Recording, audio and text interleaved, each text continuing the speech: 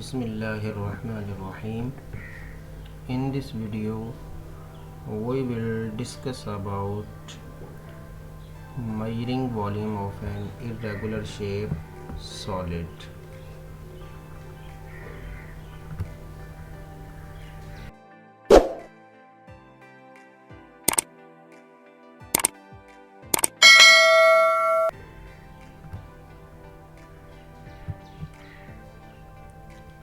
First of all, we will learn about what is measuring cylinder.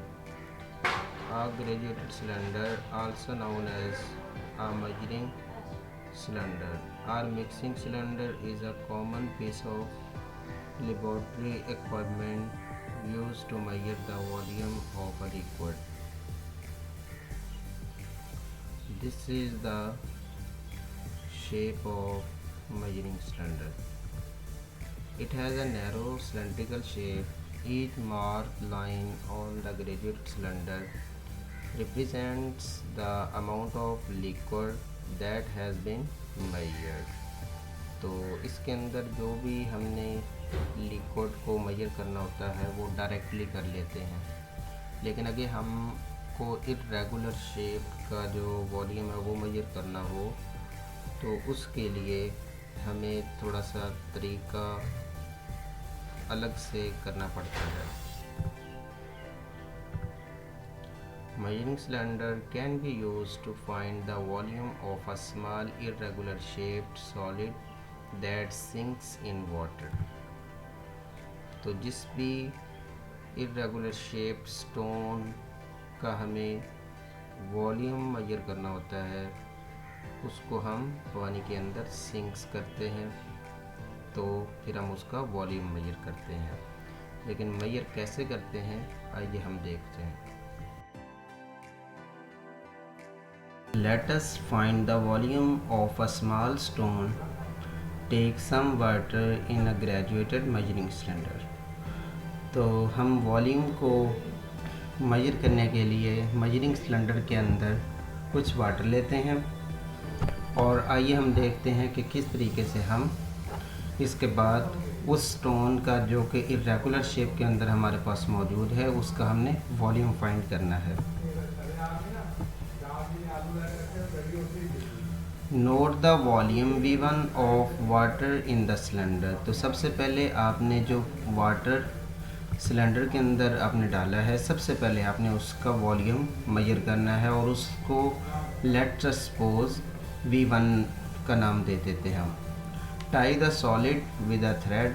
तो उसको जो आपके पास इर्रेगुलर शेप में स्टोन है उसको आपने थ्रेड के साथ टाई कर देना अच्छी तरह से और फिर उसको हमने डिप करना है in this water. Lower the solid into the cylinder till it is fully immersed in water. तो हमने वो जो हमारा स्टोन है उसको हमने थ्रेड के साथ बांध के उसको हमने इसके अंदर लोअर करना है. तो वहाँ तक करना है कि वो पानी के अंदर बिल्कुल इमर्स्ड हो जाए. अब हमने जो उसी सिलेंडर का वॉल्यूम V2 मेजर करना है जब हमने स्टोन को मेजरिंग सिलेंडर के अंदर डिप कर दिया, जैसा कि हम देख रहे हैं V2 वॉल्यूम को. तो यहाँ से हम देख सकते हैं कि V1 note the volume V2 of water and the solid. तो हम किस तरह से इसको मेजर कर सकते हैं कि अब हमने जो हमारा सेकंड वॉल्यूम आया V2 उसमें से हमने फर्स्ट वाले वॉल्यूम को V1 को माइनस कर देना है. तो जो रिमेनिंग वॉल्यूम आपके पास मिलीलीटर में आएगा वो आपका उस स्टोन का होगा. तो ये हमने समझ लिया इसका तरीका. आइए अब हम एग्जांपल से समझते हैं, हमें बिल्कुल समझ आ जाएगा. ये देखें कि level of water in measuring cylinder V1 let suppose 12.5 millilitre हमारे पास V1 है. When a stone is lowered then the level of water in measuring cylinder V2 हमारे पास है 21 मिलीलीटर. अब हमने V2 माइनस V1 करना है. Volume of stone is equal to V2 minus V1.